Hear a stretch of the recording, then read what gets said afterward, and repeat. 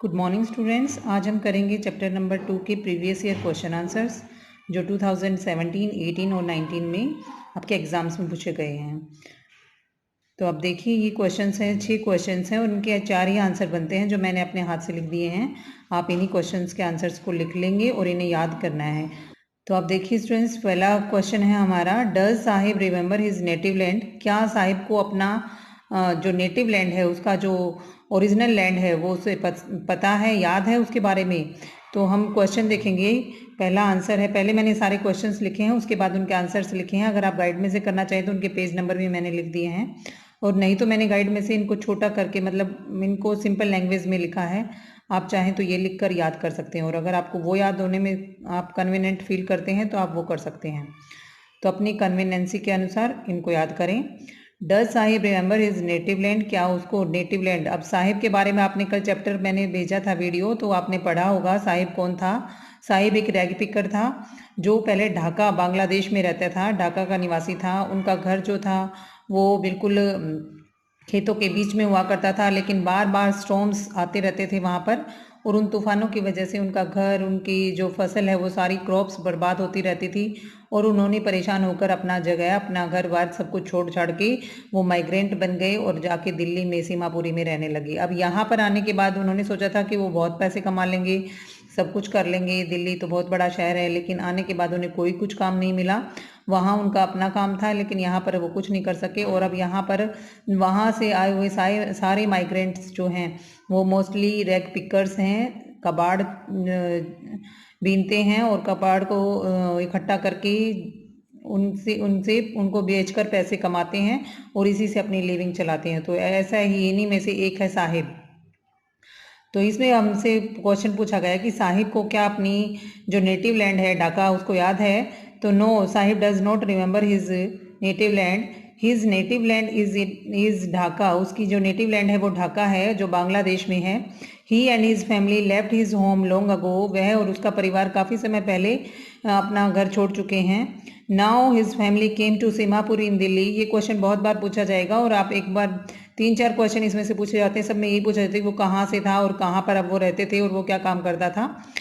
तो वहाँ अब उसकी फैमिली सीमापुरी दिल्ली में आ चुकी है, और वो he started working as rag picker, और उसने कचरा उठाने वाले का काम ले लिया है।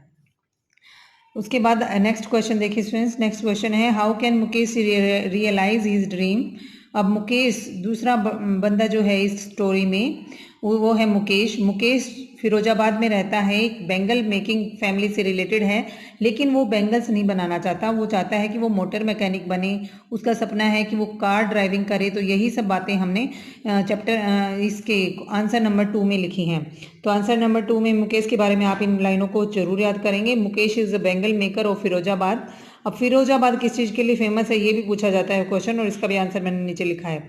तो he does not want to make bangles but he wants to become a motor mechanic. वह बेंगल्स नहीं बनाना चाहता, वह एक मोटर मैकेनिक बनना चाहता है, और he is hopeful for his future. वह अपने फ्यूचर के लिए होपफुल है। तो इतनी बातें आप मुकेश के बारे में याद कर लेंगे, that will be enough. Next is, ये जो क्वेश्चन है ये 2-2 नंबर के क्वेश्चन है बेटा, आपको अच्छी तरह से इनको याद करना है। For what is the city of Firozabad famous for. ये क्वेश्चन बार बार रिपीट होता है, 4 सेट में से इन्हीं में से एक सेट में जरूर मिल जाएगा ये सारे क्वेश्चन बहुत ही इंपॉर्टेंट है। बार बार 2018, 17, 19 के पेपर उठा के देखो तो यही क्वेश्चन बार बार रिपीट होते हैं, थोड़ी बहुत लैंग्वेज में इधर उधर चेंज हो जाता है। तो फिरोजाबाद क्या है, साहिब। अब फिरोजाबाद देखिए नीचे चौथा और छठा क्वेश्चन का आंसर सेम है क्या। City of Firozabad is famous for its bangles. Many families in this town are doing this work.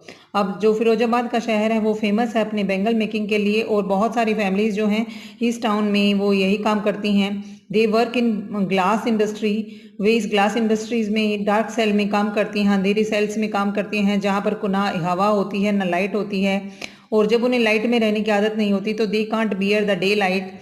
दिन का प्रकाश उनसे सहन नहीं होता है। And they go blind before they are old.